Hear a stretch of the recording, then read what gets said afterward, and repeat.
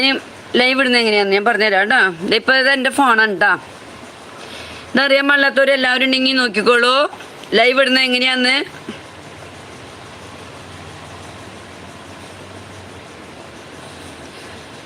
ദേ നമ്മുടെ യൂട്യൂബ് എടുത്തു. ദേ അതുമ്മ ടച്ച് ചെയ്തു. യൂട്യൂബ് ടച്ച് ചെയ്തു.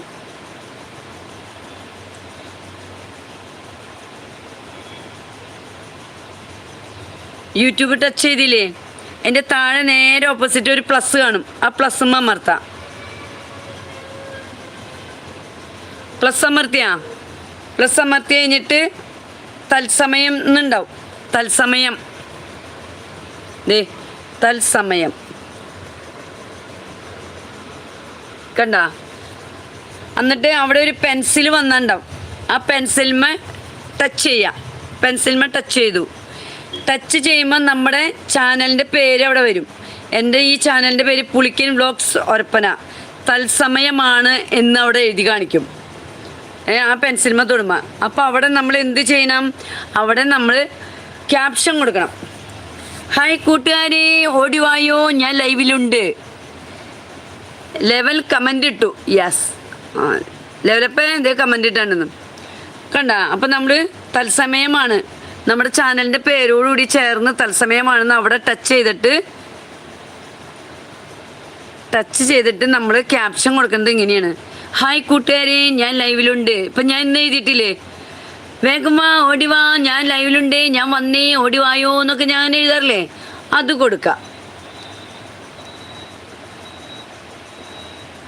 അപ്പം ഞാൻ അവിടെ ഹായ് എന്ന് കൊടുത്തില്ലേ, അത് കൊടുത്തു.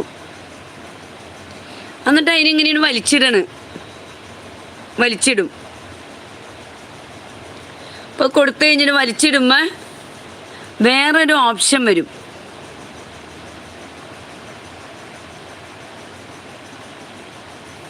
ഹായ് കൂട്ടുകാരെ, ഹായ് ഞാൻ വന്നു എന്ന്. ഞാൻ ഇപ്പോൾ ഈ ഒരു ഫോണുള്ള കാരണം നിങ്ങൾക്ക് കാണിച്ചു തരാൻ പറ്റി. ഞാൻ വന്നു എന്ന് ഞാനങ്ങനെ ചെയ്തു കേട്ടോ. ഞാൻ വന്നു എന്ന് ക്യാപ്ഷൻ കൊടുത്തു. എന്നിട്ട് അതിനെ മുകളിലേക്ക് തോണ്ടി, മുകളിലേക്കിട്ടാ, താഴേക്ക് പോകരുത്. ഞാൻ വന്നു എന്ന് ക്യാപ്ഷൻ ഇട്ട് മുകളിലേക്ക് തോണ്ടി. അപ്പോൾ അവിടെ ഇത് കൊടുത്തുണ്ടാവും. എന്നിട്ടെന്നറിയോ, എല്ലാവർക്കും കാണാവുന്നത് പ്രേക്ഷകരെ തിരഞ്ഞെടുക്കുക, ഒരുമിച്ച് ലൈവ് പോകുക, വിവരണം ചേർക്കുക, ലൊക്കേഷൻ. അതിൽ വിവരണം ചേർക്കുക എന്നുള്ളതിന്മേ ടച്ച് ചെയ്യാം.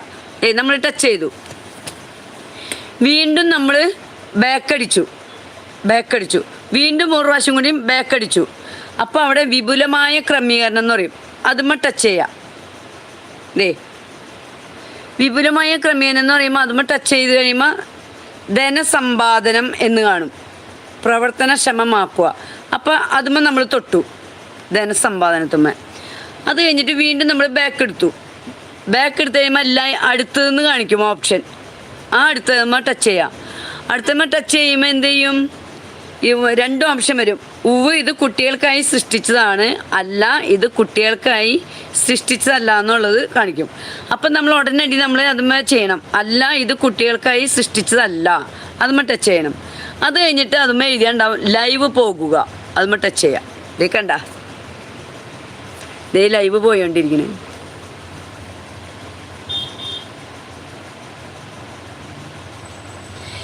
ഇപ്പം മനസ്സിലായോ? ശരി ചേച്ചി, ഞാൻ തിരിച്ചു തരാമെന്ന്. അപ്പോൾ മുകളിലുള്ളവർക്കൊക്കെ മനസ്സിലായി കാണുമെന്ന് വിചാരിക്കുന്നു.